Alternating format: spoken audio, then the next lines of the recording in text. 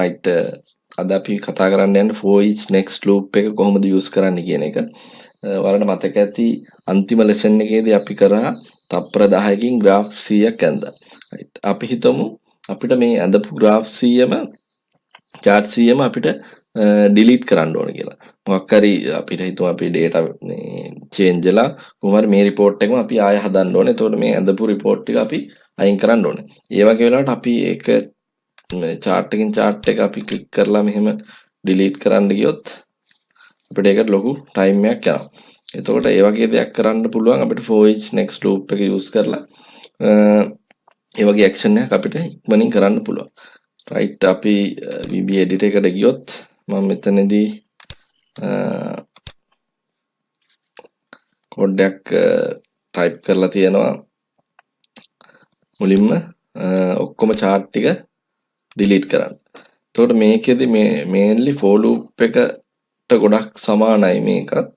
මේකෙදි වෙන්නේ මේ code එක run වෙන්නේ similar type of object වලට. ඒ කියන්නේ අපි මෙතනදී ගත්තොත් chart එක අපි object එකක් කියලා හිතුවොත් එතකොට මේ active sheet එකේ තියෙන chart ඔක්කොම අපිට delete කරන්න මෙතනදී මම මේ code එක ලියලා තියෙනවා. එතකොට මේකේ මුලින්ම variable එක define කරගෙන තියෙනවා dim cht obj as chart object. ඒ කියන්නේ මේක තමයි chart object එක මම variable එකක් විදිහට අරන් තියෙනවා. එතකොට මෙතන for each chart object in active sheet dot chart objects. ඒ කියන්නේ active sheet එකේ තියෙන සියලුම chart object සඳහා මේ code එක run වෙනවා.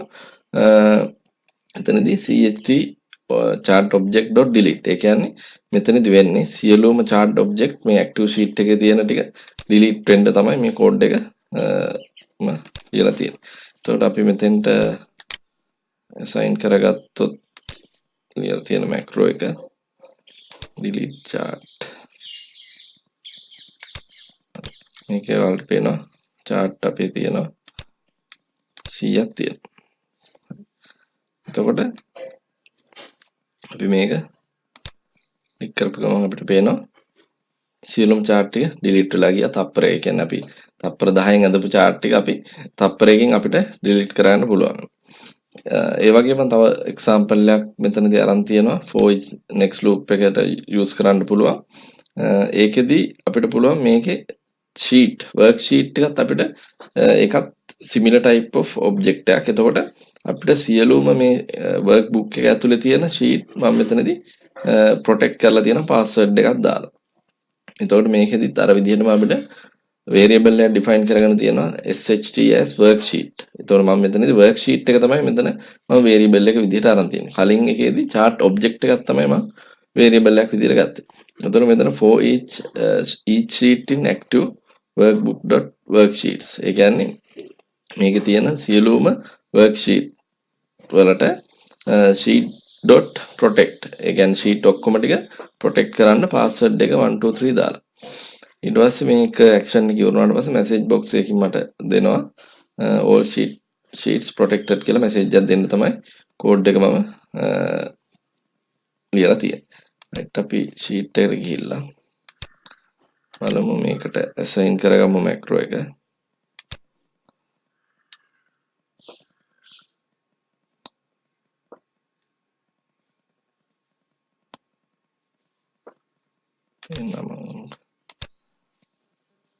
මෙතන අපි hide නෙමෙයි මේක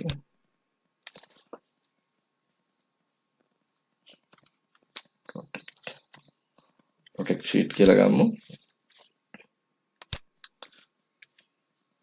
එතන මේක assign කරගත්තොත් assign macro protect sheet. okay හරි අපි දැන් මෙහි කොහේ හරි අපි මොකක් හරි type කරොත් ඒක type කරන්න දෙනවා. ඒ කියන්නේ මේක sheet එක protect කරලා නැහැ කියන්නේ. අපි මේක execute මේ විදිහට all sheet protected. දැන් අපි type කරොත් එහෙම මේක එනවා sheet එක protect කරලා තියෙන මේකේ password එකක් පිට ගිහිල්ලා බැලුවොත් හැම sheet එකකටම අර code එක run වෙලා ඔක්කොම sheet protect වෙලා තියෙනවා. අපිට මේක ඕනනම් unprotect කරන්න පුළුවන්. එතන unprotect sheet ගිහිල්ලා password එක 1 2 3 දැම්මට පස්සේ මේක protect වෙලා unprotect කරගන්න පුළුවන්. අපේ ඉදිරි පාඩම් ගැන වීඩියෝස් අපි පබ්ලිෂ් කරපු ගමන් ඔයාලට බලා ගන්න පුළුවන්. පහලින් තියෙන subscribe button එක ක්ලික් කරලා bell button එක ක්ලික් කළොත්. එහෙනම් තවත් මේ වගේ වීඩියෝ lessons වලින් ඉදිරියට හමු වෙනකම් සියලු දෙනාටම සුබ දවසක්.